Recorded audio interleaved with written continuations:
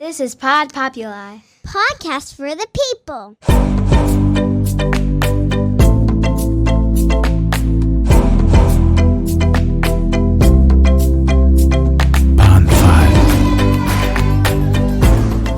Welcome back to Journey to June. I'm your host, Wendy Basilico, and we are here to instigate who you're meant to be. And I'm always interviewing people that I've met on my path that have walked an extraordinary path. And today is no different. As an athlete, I believe surrounding yourself around the best coaches matter. And I think now that I have this daughter in the music world, I am kind of going in that same realm of finding someone that resonates with her. And our guest today is Craig Wich. We're at Craig Wich's studio. Welcome, Craig. Thank you. So Craig is Josi's voice coach, and as I've gotten to know him over the last year, I keep learning more about your extraordinary path to where you are now. But I hope we can dig into your journey and learn a lot about your extraordinary. I'm ready. Cool. Tell us, right now, what you're up to at the studio and what you do. Let's just go there first. Well, right now my focus is teaching, primarily teaching, and I teach young students, middle school, high school, and professionals. I primarily taught college and professional students, but now being here in Florida, it's a combination of those groups, and I train them to be professionals. And many, I guess, I went through the numbers because I was giving a talk at my high school reunion, and in this studio here, not to mention the studio up in Boston, I've had 7 students starring in leading roles on Broadway, 7 students in national tours, and 4 students at the Met and operatic venues around the world. So it's been a very successful studio. And it's right in our backyard in Tequesta, Florida, which we love, that we don't have to go far to find one of the best. Technically, we're in Jupiter. We are? Yeah, about 3 doors down, you move into Tequesta. Okay, well, we're Jupiter then. We are Jupiter. So tell me, I'm always curious, because I really never learned about voice at all. So when I actually, a year ago, Josi was just getting into theater, and people are teaching her belting. So the voice world is so raw to me, and I'm curious, how did you get into it? As I know you also talked about being an athlete yourself. So, when you think back to your, I think of my daughter, 11, how did you know this was your path to go in this direction? Well, it's a really interesting story, because I was always a jock. I was a big football player. I was captain of my team. I was an all-star. Led the league in rushing. We had championship teams every year I played. And that was who I identified with. And it happened at the end of my junior year in high school. I was walking through the cafeteria, and the music teacher, who was my music teacher as a student teacher when I was in junior high school, he cornered me in the cafeteria and he said, "Come on in and sing for me. I remember you could sing." And I don't sing. I've never sung in my life. I don't know nothing about it. He goes, "Come on in." He was a very charismatic fellow, nice guy. So he walked in, and he pulled out some music that was popular on the radio at the time. And he started playing, and I sang, and I was like, holy crap, I had no idea I could sing. I was fascinated by it. I was like, didn't realize I could do this. So he got me involved in the choir, and all my football friends, "Why are you going to be in the choir?" I said, "I'm the captain. I can do anything I want. Don't try and shame me, dude." So I got involved in the choir, and I had all kinds of new friends, and they were wonderful people. And they weren't trying to tackle me and knock me down. It was just a new life.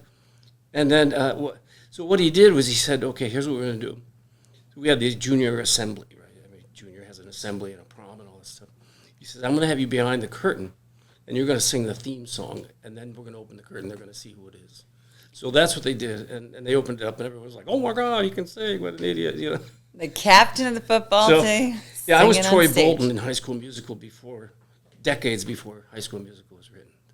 Wow. So, and that it just was a bug, I don't know, for anybody who's a musician, you get bit by this music bug, and it just gnawed at me. And I did the high school play. I was the lead in the play, which I'd never done before, and it was very successful. I was surprised at it because it was I didn't know I had the talent, and the ability to do it. And it's sort of so. Anyway, what happened was, I was recruited by college coaches, and then my dad, of course, wanted me to go play football. Of course, so I did. I went to a small college in upstate New York at Alfred University, and I played, and I did well. I was on the varsity, but I still had that music bug in me. And I the second year, I decided I have to follow this through. It's something I really, it's a passion that I have to do it. And so I transferred to Ithaca College, and that's where my music journey began.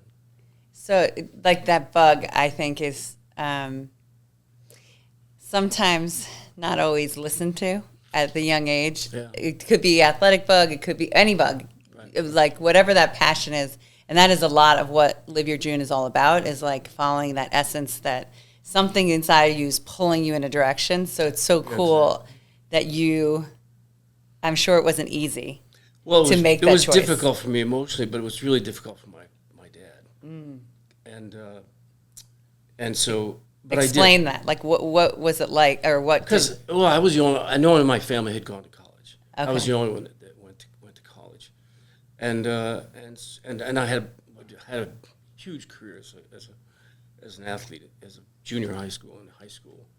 In my area, I was the guy, well known as an athlete. So he didn't want. He said, "Why are you giving this up? You can carry this into college." And I really did understand that, and it was hard for me to give it up, but. I had no choice. I think for anybody, and you've now met some musicians around here that are really talented, and once you have that, that thing in you, that bug, that passion, you have to follow it. It's what's popping in my head is I was at 10. I told my mom I want to be a professional tennis player, and she kind of let me dabble, and then kind of went away. I was one of 6. But then I played in college, 8th in the nation, lacrosse, but it still was in me in my 20s, and that's how I started at 29, even though everything on my paper to go teach in Harlem, I had my master's, everything looked like I was going in that direction, but then it was still in me, kind of what you're describing. Yeah. And I really believe, like, if you don't walk that path, it's always, you're going to regret it. Yeah, that's absolutely true. Yeah. Yeah, I have no regrets. And years later, I was in Boston, well into my professional career and doing well. And my dad and he called up and we had a long conversation. And he said, "I know you made the right decision." And so it was a great moment. That's so cool to come around. Okay, so you go to Ithaca. You're singing or studying voice, Yes, studying voice. One of the things my father wanted me to do, he says, you should study to be a teacher, because this professional thing may or may not work out. So I did. But I had never studied music. So I had to do a lot of catch up. Yeah. So it was a really good decision because I had to study to teach K through 12 and student teach. So that first year in music school, I learned everything you learned from K through 12, and then I taught it. So and then I was just so in focused. Ithaca, you actually chose to be a teacher. Well, I chose the first year. I did an education degree, and then when I got to my senior year, I realized I don't really want to teach in public school. I want to be a professional. So I transferred into what's called an applied program, where I focused extensively on performance and performance practices and things like that. So, but that was an important year, and I'm glad I did that because it caught me up and got me to a place where I felt I was a musician. Okay, I'm going back to my golf, but what reminds me of, like, when you actually teach, because I went late in the game to play golf, and you can be taught you can be told what to do. Same with you. You could have learned the music, right? But when you actually teach it, you have to own it. Yeah. So I actually, when I started teaching for 10 years golf, I was like, oh, is that what they meant? So that's what's coming up for me. It's really cool, that a great way to learn it at a different than just being told something. Yeah. So that's cool. All right. So your idea in your college was to still perform, correct? Or yes. no? Yes. So you were going. So what led you to? I think you've done opera and all these things. So go and talk to me about your path after college. Yeah. Well, when college ends, there's no path. There's no path. Or like if you go to law school, there's things there's a path you can follow. Yes. But in music, there isn't. Yes. You have to create your own journey. You have to create your own path. And I was struggling because I didn't know what to do. And I really didn't like living in the city. I grew up in the country. I grew up on a lake. So I went to this cottage that I grew up in, and for a week, trying to figure out what do I do now. I graduated from college. I don't know what to do. I had been invited to Tanglewood that summer, and sang there. And I knew a lot of people in Boston. I was a classical person. I wanted to perform as a classical singer. I wasn't into musical theater and all that. So I could go to New York. Or I could go to Boston. New York at the time was really a dump. It was just a mess. And I just didn't want to be in New York City. So what I decided was I was go to Boston. And the interesting thing is, I had $200, and my grandfather had passed away and left me his Galaxy 500, 1970 or 68 or whatever. And I got in my car and I drove to Boston with $200. So I want to go back to that because anybody listening who either has a kid that's graduating from college in the music industry, you are I've watched my niece who went to Sacred Heart. I don't know if you know Sacred Heart, but she's a performer, but also turned stage manager, and now she's going to Columbia. But really, also, like a lot of her friends are in that stage of feeling lost. You went to a lake to shut off the world and go, what the hell am I going to do? Yeah. How did you, were you, I don't know how to say, I don't know if you meditate or, like, how did you search for that answer? Well, to me, it's everything is prayer. I just, I have a constant conversation with God, and our conversation is, everything I do is a prayer. Its life is a prayer to me. So I just sat down and I meditated, and the answer said $200. Go to Boston. Here we go. I have no idea where I'm going, but I'm gonna get to this spot.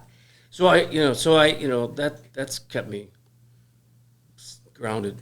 That whole bit. The prayer. Ability to communicate with and listening in. With my guy.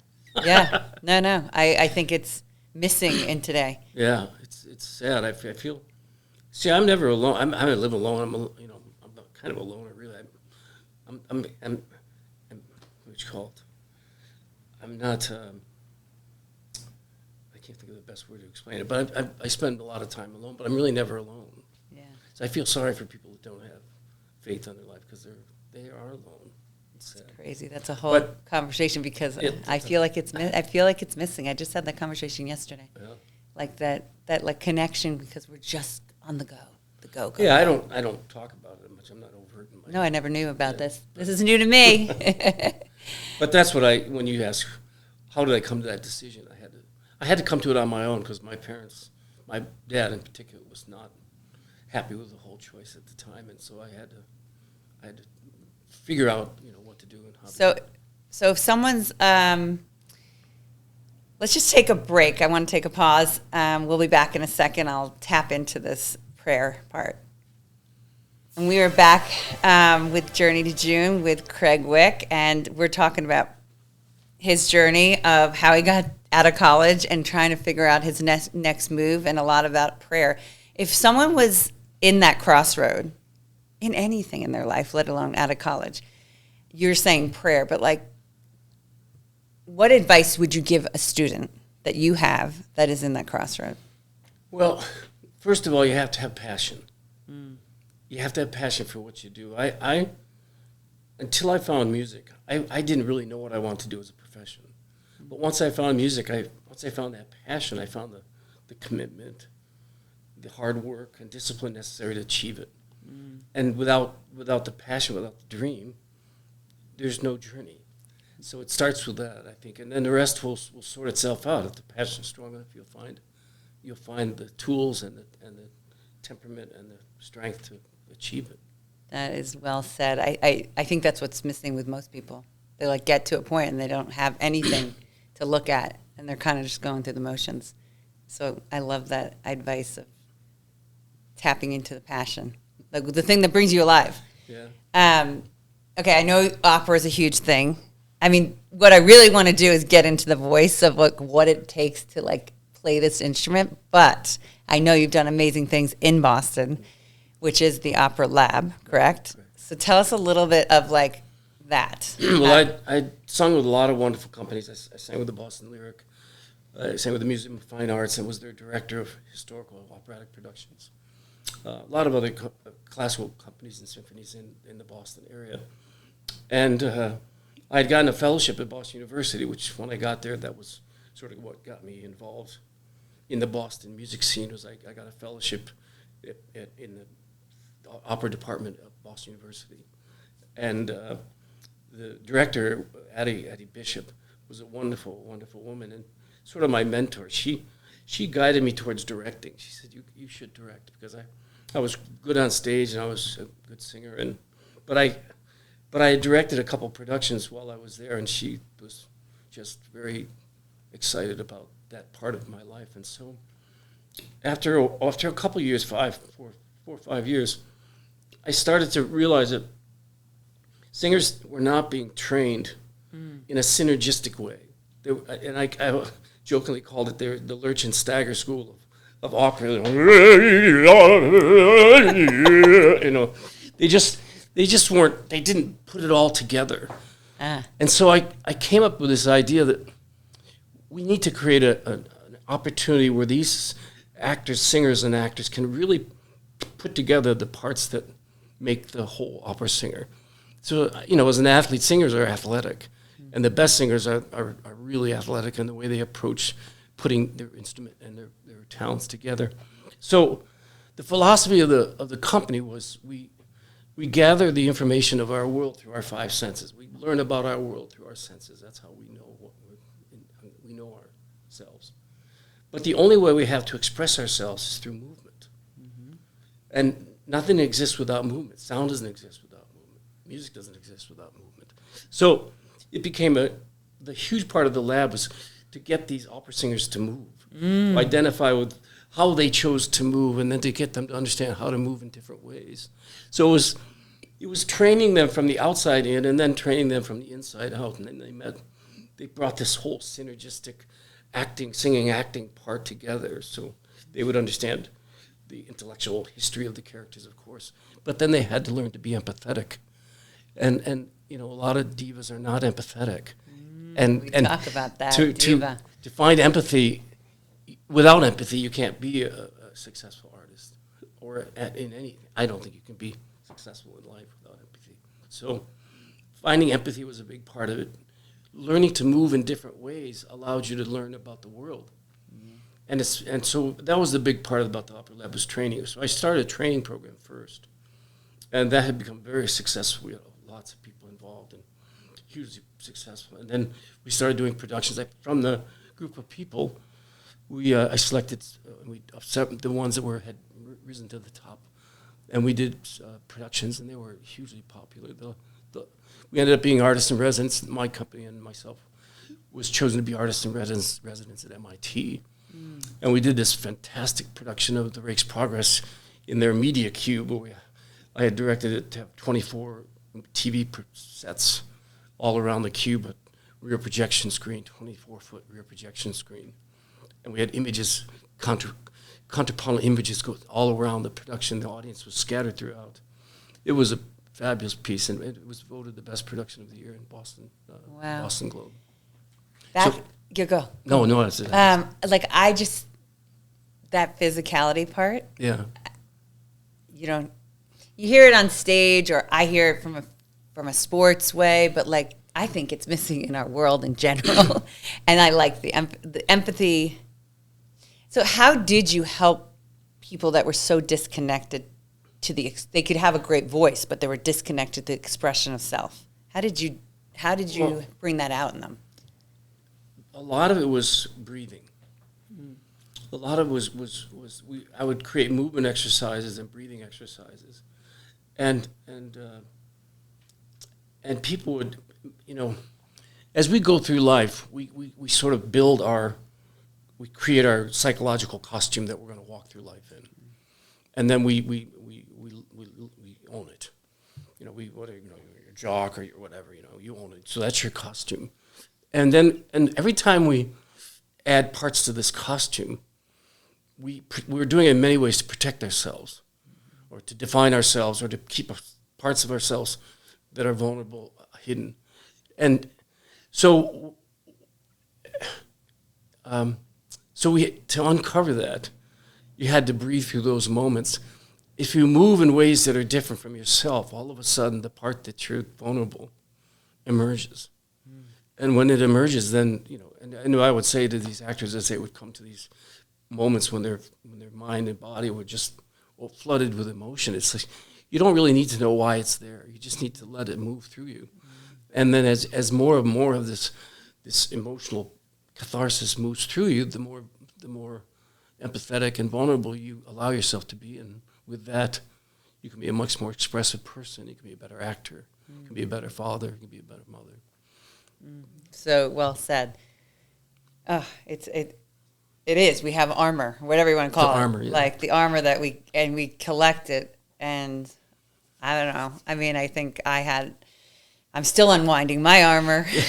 I'm still doing it. That's a life's journey, right? But like, I feel like the message, and even my work that I do with the people I work with, it's like, if you don't undo your armor, you're passing it on to the next generation. Well, yeah, that's interesting you say that, because that's for someone who's a really profound performer, artistic actor, singer.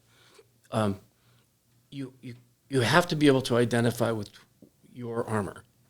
And it's not that it's okay, you can keep it, but you have to be able to then move in different ways. So I'm a very direct person in my life. So I'm a direct, I see you go to the gym. I'm heavy, I'm quick, that's my sort of movement home base. But so when I have to be indirect, and it may be light, that's not me. I can play it. I can understand it. I can identify with why I don't necessarily live it. Yeah. But I can play it, and with that comes the empathy to be that person that is that way. Yeah, I am, for me to do the work I want to do, I need to unravel my own. And when you speak of this, we're not, it's not taught in our society. We're taught to hide all that, and it's just, I feel like it's, I don't want to say getting worse, but I feel like it's the art that you're talking about is so rare. I think that's why I don't know how I found you. Just I like coming to the lessons to see you in action, and to watch my daughter. It's not about the singing, it's not only the singing. No. That's what I hear. All right, we're going to continue on. I want to take one more break, and we'll be back. Welcome back to Journey to June. We're talking deeper than singing than I thought. I thought we were going to talk about that voice, and we are going to get in that. But the thing of empathy, and gosh, I think of people that are known, and you can feel their empathy, or they don't. Whether it's acting on TV, or you can feel through the, it's whether on the stage, I don't know how to explain this, but I think it's a rare thing these days to be taught. Take on your armor and be vulnerable and express yourself, not only on stage, but all of you. Got to know about your opera club, how different ways you had pulled out this new, I don't want to say new, but you pulled in all the aspects of being an incredible singer beyond just the voice.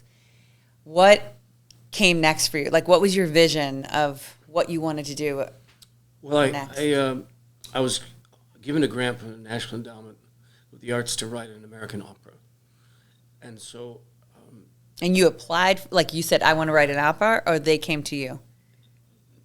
I don't, honestly, I don't remember exactly how it worked out, but I remember getting a grant.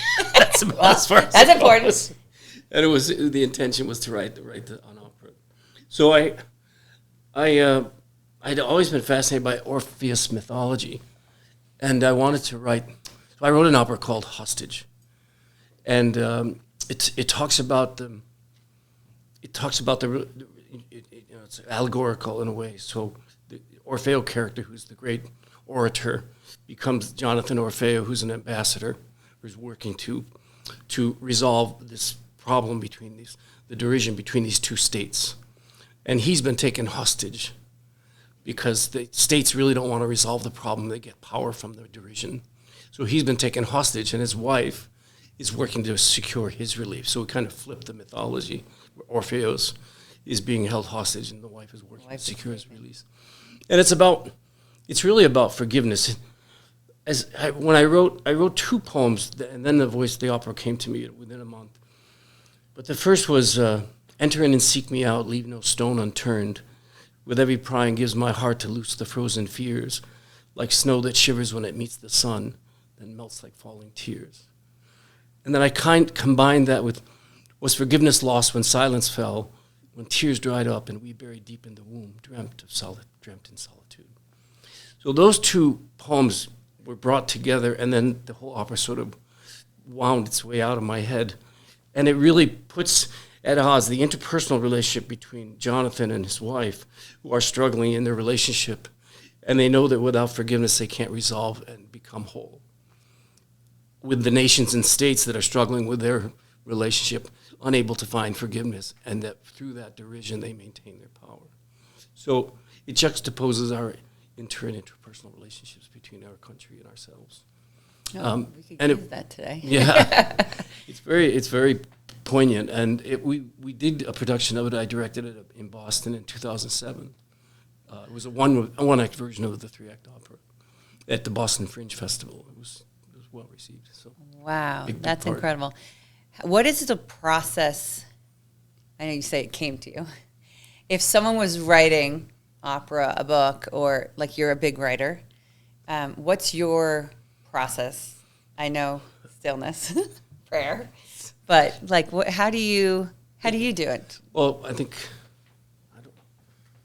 an interesting question. It's easier for me to explain how a performer prepares than a writer. I think you have to have the inspiration, and then you have to have the willingness to rewrite a lot. But there is something to be said for it. Some things come to you and they're just gifts. Like those 2 poems were gifts. I was stuck. I had the idea in my head, but I was stuck. And then the poem came into my head. And then I found the rhythm. I found the pacing. I found my language. I found what it was going to be. And so it's basically a long poem to text. So I don't know how to. No. I don't think you have. I think you have to give it space. I mean, it's. You have to give it time to percolate. When I was doing my brand of Live Your June, I mean, I was like Wendy Basile coaching, then it was Strands of Strength, and my friend who's very creative. And sometimes I think this is just my own personal journey, is like, I don't think I'm creative, but I don't give it space to be creative. I don't give myself space to be creative. And so I just kept writing, and like all of a sudden something will appear. And I think we talk about that even with Josi. If she writes, something will appear. She's a good writer too. It's in her, and you have to create the space. And that's what I don't. I just was curious, but I don't know if there's a magic pill because we're all unique. Yeah. Like how you do it and how I do it. But you have to create the space to figure out how you operate, right? It's kind of like cooking. You put stuff in the pot, let it boil, Figure it out. Stir it up. Okay, so anything around Boston, so you did this opera, you did it in 2007. First of all, congratulations. Has it, when I don't even understand this. So you write this opera, it goes into production. It was 2007. Then where is it now? Would anybody ever say, oh? Yeah, that's, it's like the frustrating part. A lot of things happened. I went through a difficult divorce that was problematic. But before that, I took a sabbatic from.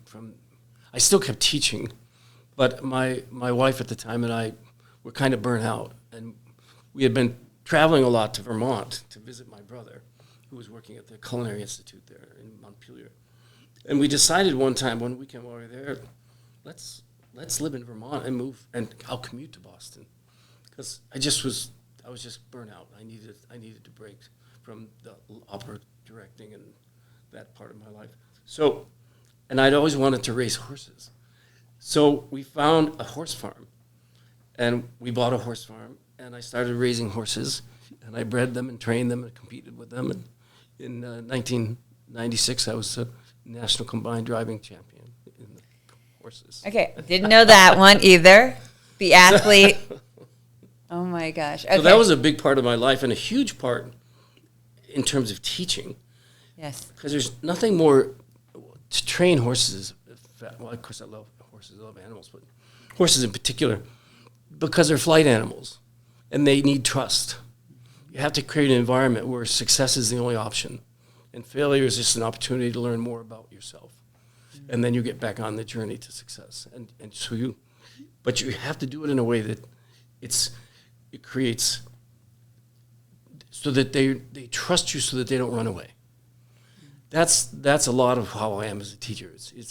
I've created an environment where success is our opportunity, our journey, our path, and that any mistakes you might make along the way, that's a learning moment. That's a learning experience.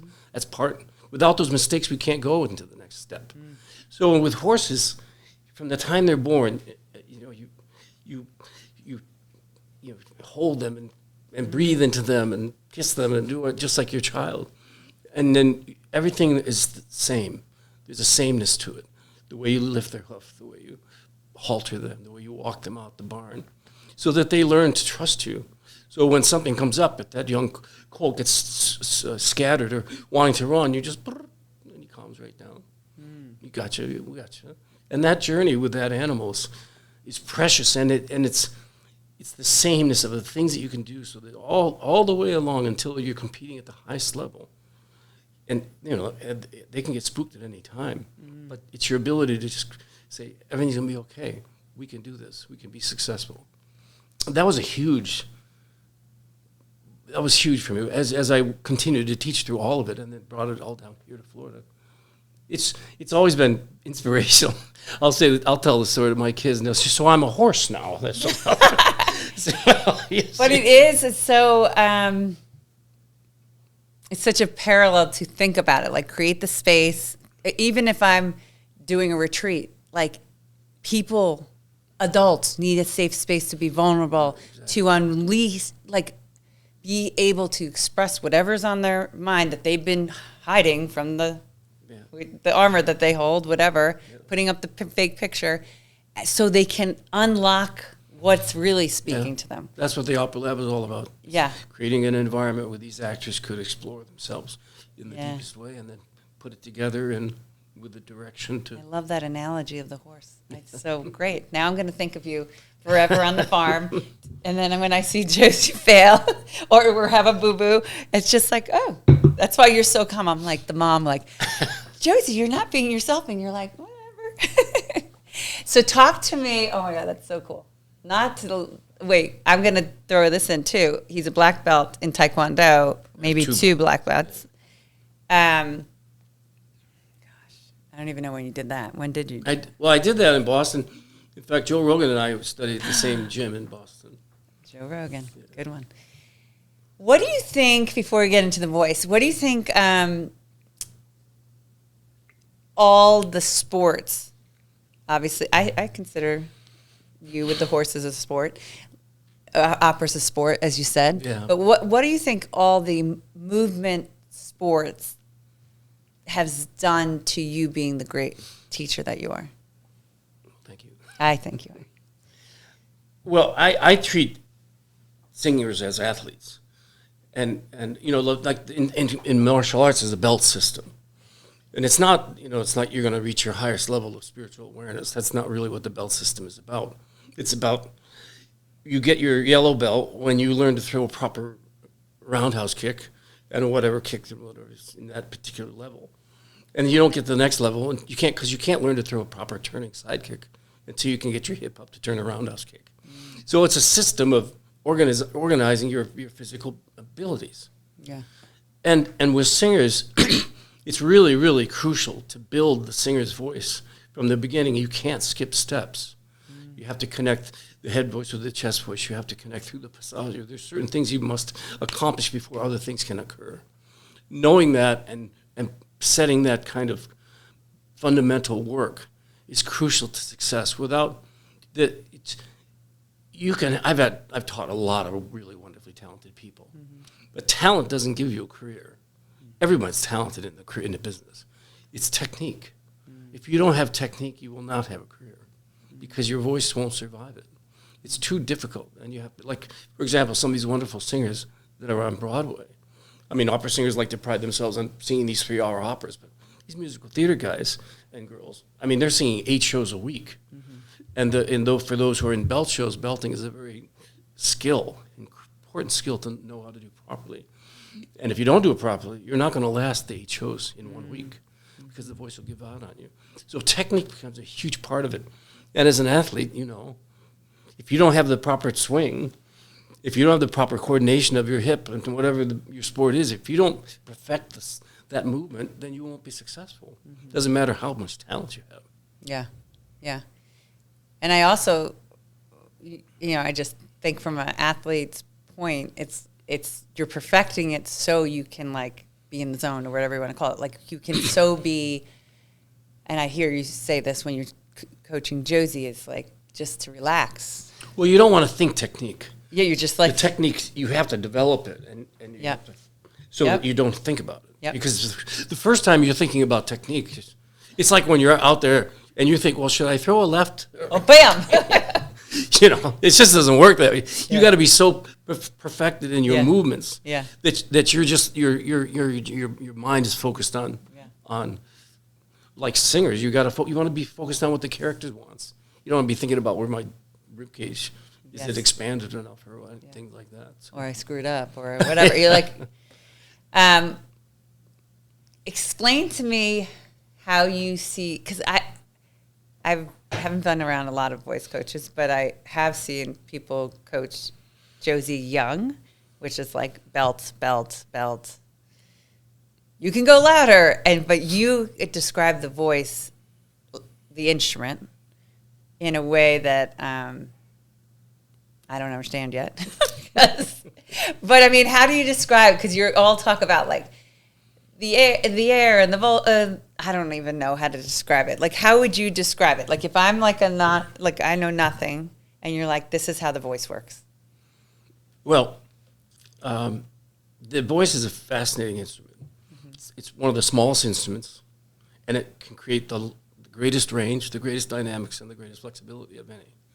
It can carry over a 20, 34 instruments orchestra in a huge theater because of if you train it properly. So I guess it's hard to sum it up in my approach is that you have to understand what is intuitive and what is manipulation. To me, I teach breath as intuitive. The body draws in the air, it lets out. If you leave it alone, it's going to respond to that. Breath support is a reflex. So I train pitch. If I can get that pitch to come together properly, then the body's going to respond in perfect balance to the pitch. So that's where understanding how the muscles of the vocal folds work, how to get them to function correctly, to get the proper adduction. And with that proper adduction, you get the proper breath pressure, and to which the body then responds as a reflex to it. So the first part of it is pitch, and the body's response to the pitch would be called breath support. But I treat it like a reflex. I don't, like a lot of people, I breathe with my diaphragm, which is odd because the diaphragm's way up here, yet they'll suggest it's down here. I think you should breathe like an athlete. The way some people talk about the breath and breathing low, try running a mile breathing that way and see how far you get. I want it to be a nice, healthy, athletic breath so that you're using the body in its most natural way. When the air draws the vocal folds together, it's called myoelastic aerodynamic phonation. And when it does it, it's intuitive. It does it. We don't manipulate it. Pitch is an act of faith. We think pitch, we get the pitch we think. the body responds to that pitch by creating breath pressure between the diaphragm, which is relaxing, the cords which have created a seal, to which then the body responds, the intercostals, lower back, abdominal wall, responds as a reflex to that breath pressure to support it. When you move into the resonator, now we have a lot of things we can adjust. But until the pitch is stable and the larynx is stable and low, the adjustments of the resonator are not very useful. But then once you do, then you have to understand the nature of acoustics, and that we as an instrument can adjust our resonator to tune to different harmonics within the overtone series. And it's those different harmonics that are going to generate the different qualities of sound that we're looking for. So there we have to really understand acoustics, how to manipulate and move the resonator in a variety of ways without disturbing the pitch. So for me, you have to understand what's intuitive about the voice and train it as a reflex. And we have to understand what we do control through the resonator as to tuning it. That's a long answer. No, but I think, listen, if you're listening and you're into music, that is a long thing, but I think that is misunderstood from a youth perspective. Do you need to know every detail? No, but. Well, let me explain. You talked about belting. Yeah. Well, I do lectures around the country on belting because I've taught a lot of successful belters on Broadway. And my lecture starts out with the 3 most dangerous words in the musical theater lexicon are legit, mix, and belt. Followed by legit is head voice, belt is chest voice, and mix is some of little of each. And that's where everybody gets into trouble because you don't want to think of belting as chest voice, or else if you sing in your entire range in chest voice, you'll ruin your voice. Yeah. The opera singer has to link their chest voice to their head voice in order to get the proper reduction and to have the proper flexibility and loudness and dynamic range. You have to be connected. The two parts have to be connected. So what that means is that where does that belt quality come from? And it comes through the resonator. So the opera singer tunes to different harmonics than a belter. So once the vocal cords are properly functioning, it's understanding how to adjust the resonator that will determine the quality of sound you produce. And therefore your vocal cords are always protected because they vibrate the same no matter whether you're belting or whether you're singing classically. So the voice and the vocal cords could barely cover my fingernail. Yeah. They're tiny. So when you go around slamming them together to make loudness, you get into trouble. Training. But a lot of kids don't understand that, so they, and they're asked to sing, and those words are out there. Belting is chest voice. Oh, yeah, everybody. You ask any theater kid, how do you belt? Well, I belt with chest voice. It's dangerous because if you choose that way to go, you will get into vocal trouble. Yeah, it is. I'm watching it. I'm watching it unfold in front of my eyes because, anyway, I'm watching. I know you've had a lot of people on Broadway and a lot of successful students. One, I just looked, you were Wicked. Oh, yeah. One of your, Oh, yeah. Yes. It's so cool to watch you be told that she was on Broadway and that you're like, I knew it when you were 11. Yeah, I told her when she was young, she was 12, 13 years old. I had gotten her to, because a lot of kids just want to belt, and she was one of those kids. And she's a wonderful actress and singer. But I said, you got to learn to sing with your classical voice because you need to get stability. You can't belt without a low larynx, so you get in trouble. And she really took to it, and she has a fabulous classical voice. And we developed this wonderful classical voice where she was singing beautiful operatic stuff. And then we got into belting, because belting is easy if the larynx is stable. It's an easy adjustment to making the resonator, which she did. And we started doing Wicked, which was so popular back at the time. And she sang Defying Gravity, and my jaw dropped. Wow. And I'm playing, I'm watching this young girl like, wow, you are going to be on Broadway. This is your role. Yeah, yeah. And it became a big thing in the studio. Craig says Tali's going to be on Broadway. So then when she came in, but 5-6 years later, she came in, I just want to let you know, I'm going to be Alpha on Broadway. That's so awesome. And that TikTok thing went, we had viral. 50 million people. That's amazing. What? Tell me, your daughter also in Nashville, a writer and a singer. Yes. And Barbie 2.0, I think she had her album out, one of them. Her first album was called Avalanche. Okay. And she was nominated for consideration for 2 Grammys. Wow. Best country song and best album. Wow. And then she went on, she started doing more pop. And now she had a new song coming out in not too distant future. But she also works for BMI, and she's Doing great. She writes a lot for other people as well as herself. What do you say to anybody listening, like a parent that has a child that's musically inclined? What 3 tips would you give them to like try and like research where they would take their kid? Because I'm learning as I go.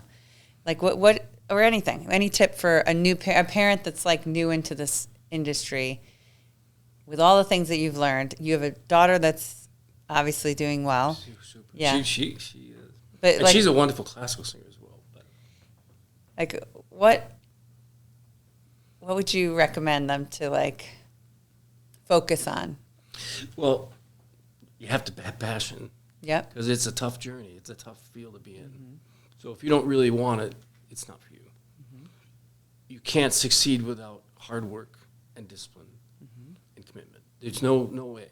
But also, if you have the support of your family, it's huge because it's a very difficult, and you need that people that you can trust and that have your back. So like with Talia, her parents are just phenomenal people. Yeah. And all the people that are from this studio that have gone on to great things, and all the students in general, the parents have been wonderful. Yeah, I agree with all that. Who biggest influencer? You mentioned 2 people. One that got you to sing in high school, and another one that got you into the opera. Addie Bishop, Yeah, Annie Bishop. What was her like? What made her so special to you? Addie was a tiny thing. She sang at the New York City Opera when she was young, and she had gotten into a car accident and had ended her career because she had to have some plastic surgery. That's as much as I know about it. But beautiful woman. They did a great job because I never even noticed it. But it did shorten her career, and then she got into directing. And she became this very successful director. And she was the director of the opera program at Boston University when I went there, and she gave me the fellowship. And she believed in me, and she saw something in me that I didn't see. And like Kimber, the music teacher in high school, he saw something that I didn't see. And was very positive. I don't respond like I had coaches that would yell at you. But if you were positive and gave me positive, I go to hell for you because I respond to that, and that's how I teach.